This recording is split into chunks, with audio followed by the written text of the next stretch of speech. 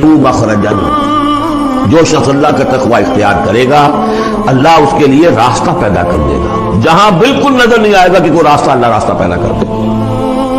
بالکل نظر نہیں آ رہا تھا موسیٰ کے ساتھیوں کو کہ اب کیسے بچیں گے، پیچھے لشکر آگے، آگے سمندر ہے، اللہ نے راستہ پیدا کیا۔ خود حضرت ابو بکر کا جو حال ہو گیا تھا کہ حضور اگر انہوں نے ذرا بھی دیکھ لیا، نیچے اپنے قدموں کی طرف بھی نگاہ ڈالی تو ہم نظر آ جائیں گے، آپ نے فرمایا لا تحزن ان اللہ معنا، راستہ نکالا۔ پھر حضور گئے طائف، لیکن وہاں سے خالی ہاتھ آئے۔ مدینے میں اللہ نے خود ہی کھڑکی کھول دی، 6 آدمی ایمان لے آئے، آپ گئے ہی نہیں اور وہاں انقلاب بھی آ گیا۔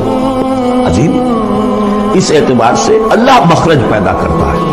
تم صحیح طریقے پر چلتے رہو، تقوی اختیار کرو، صحیح راستے پر جد و جہد کرو، یہ کام اللہ پر چھوڑو۔ کب اسے منظور ہے اس کا کامیاب ہونا؟ جب ہوگا وہ راستہ ایسا کھول دے گا کہ تمہیں گمان بھی نہیں ہوگا۔ وَيَرْزُقْهُ مِنْ حَيْثُ لَا يَحْتَسِبُ، اور اسے رزق دے گا وہاں سے جہاں سے اسے گمان بھی نہیں ہوگا۔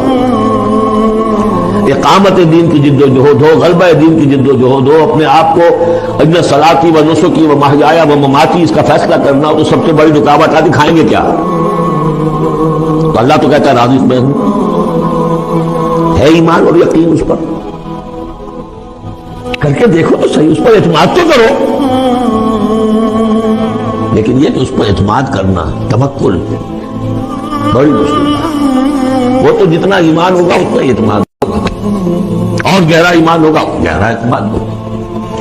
وَمَن يَتَّقِ اللَّهَ يَجْعَلْ لَهُ مَخْرَجًا وَيَرْزُقْهُ مِنْ حَيْثُ لَا يَحْتَسِبُ وَمَن يَتَوَكَّلْ عَلَى اللَّهِ فَهُوَ حَسْبُهُ۔ یہ تو ابھی تقویٰ والے کی بات ہے کہ وہ وہاں سے رزق دے گا جہاں سے اسے ملے گا بھی نہیں، اور جس نے اللہ پر توکل کر لیا تو وہ اس کے لیے بہت کافی ہو جائے گا۔ توکل کر کے تو دیکھو، حسبہ وہ اس کے لیے کافی ہے۔ یہاں تک فرمایا ہے حدیث میں من کان فی حاجت اخیہ کان اللہ فی حاجتہ، اگر کوئی مسلمان اپنے کسی بھائی کی ضرورت پوری کرنے میں لگ رہا ہے، اپنا وقت صرف کر رہا ہے، اللہ اس کی ضرورت پوری کرنی شروع کر دیتا ہے۔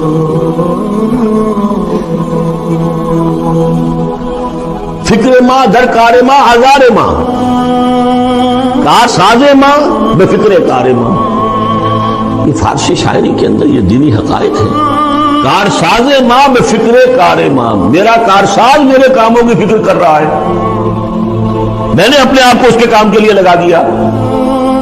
تو دنیا میں بھی ذرا سا بھی کوئی شریف انسان ہوگا، آپ اس کے ہو جائیں، وہ آپ کو چھوڑ دے گا پھر کہیں؟ شرافت ہو، مروت ہو، آپ اللہ کے بن کر تو دیکھیے، پھر وہ کارساز ماں بے فکر کار ماں، فکر ماں در کار ماں آزار ماں۔ جب میں اپنے معاملات کی فکر خود کرتا ہوں، کوئی نہ کوئی ٹھوکر کھاتا ہوں، کوئی نہ کوئی غلطی کرتا ہوں، آزار اپنے سر کے اوپر پیدا کر لیتا ہوں، اپنے آپ کو حوالے کرو۔ اس کا نام ہے تفویض الامر الی اللہ، افوض امری الی اللہ ان اللہ بصیر بالعباد۔ ان اللہ بالغ امرہ، اللہ تعالیٰ تو اپنا معاملہ تو پورا کر کے ہی رہتا ہے، وہ تو دین کو غالب کرنا ہی ہے۔ کون اس کے اندر نفع کما گیا، کون محروم رہ گیا، یہ ان کی قسمت ہے۔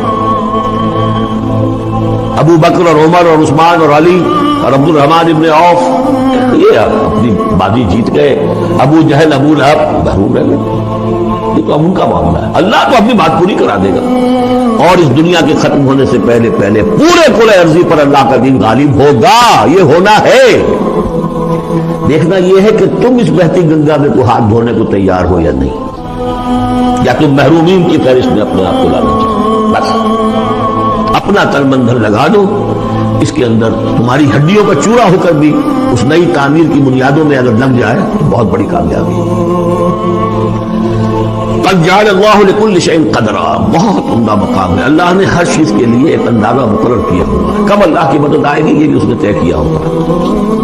You have to qualify, pre-qualification conditions، تب مدد آئے گی، یوں نہیں آتی مدد۔